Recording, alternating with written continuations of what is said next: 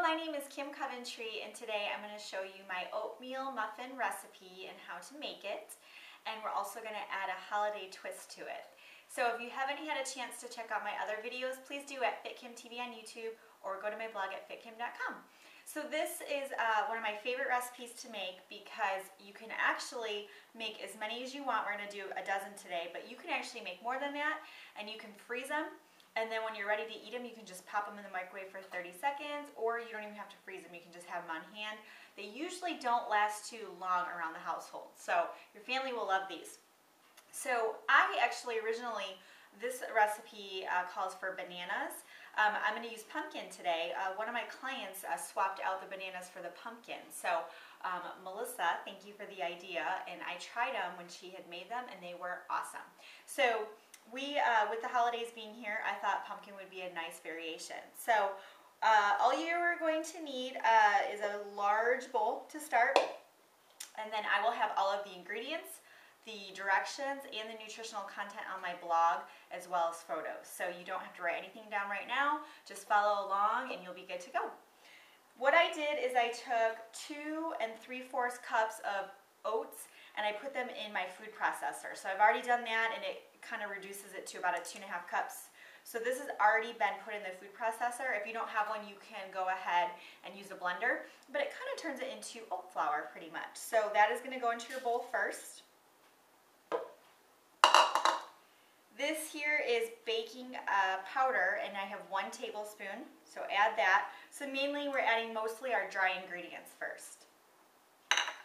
Then your next option is you can do sugar. I have organic cane sugar here, or you can do maple syrup. What I like to do is half and half, so it calls for a 1/4 cup. So what I did is I did 1/8 of a cup of each to get my 1/4 cup. So I've got sugar, and then I also have my maple syrup.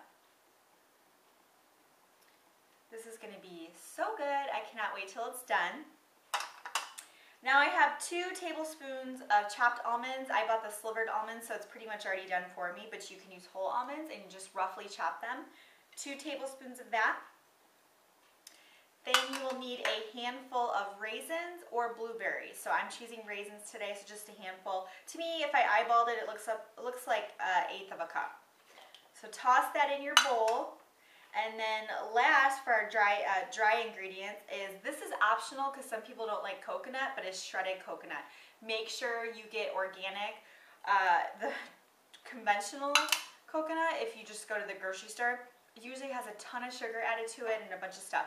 So make sure it's just the shredded coconut. That's really important. So we're just going to mix this all together. Pretty easy here. Oh, and while you are preparing this, you can go ahead and preheat your oven. You want it at 450 degrees.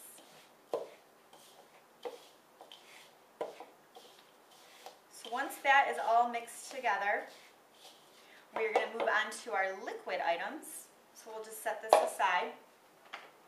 So you'll need a food processor. I'm sure a blender would work just fine too. And I have a can of pumpkin here.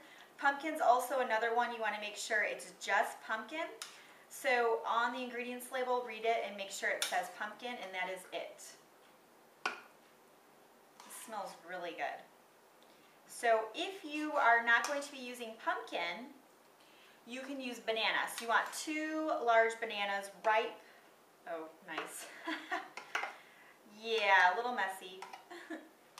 So 2 bananas would work as well, so you would just peel the bananas and put them in here.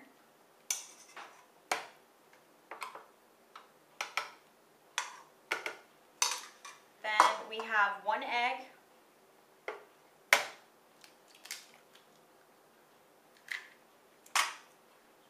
And then last, I have 1 1/4 cup of milk. I'm using almond milk. You could use any milk that you want. Going to fill the food processor right up. Wow, this might overflow, so it's probably because of the pumpkin. So I'm going to go ahead and pause the video. I'm going to process this up, so if you're doing this at home, you can go ahead and throw this in a blender or your food processor, and then we will add it to the dry ingredients. Alright, so it didn't overflow, I lucked out. So if you're doing it at home and you have the same food processor, you should be okay. So all you're going to do, just be very careful, is you're going to add this to your dry ingredients. This might be a bit messy. Most of it's coming out on its own, so you won't even have to really scoop it out or anything. Then you are going to go ahead and mix this all together.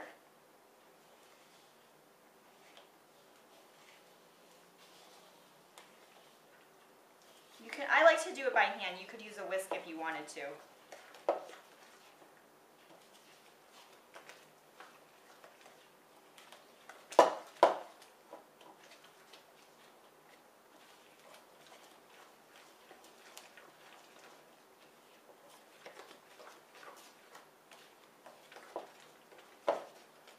So just make sure everything is mixed together. You don't see any dry oats in there.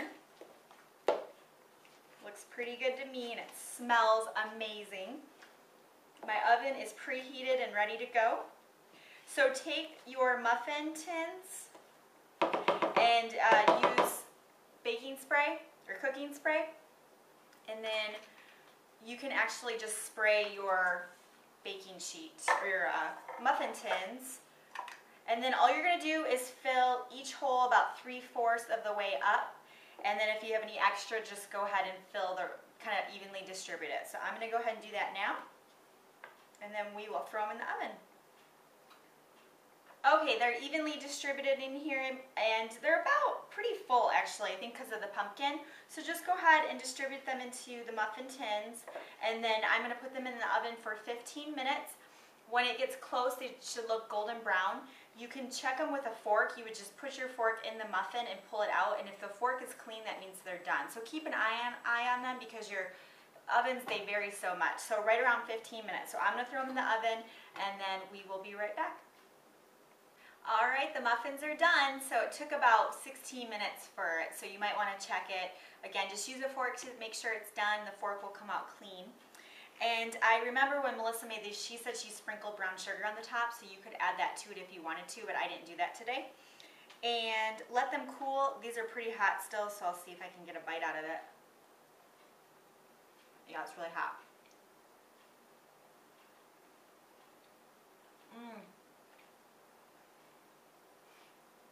These are so good. They're warm, kind of chewy.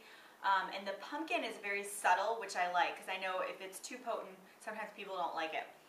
This is amazing. I love it. It's delicious. So try this recipe.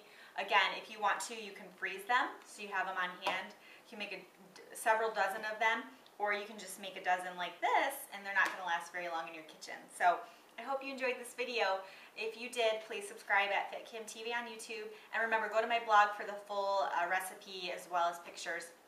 And that's at fitkim.com. So thanks for watching. Have a great day, and I will see you soon.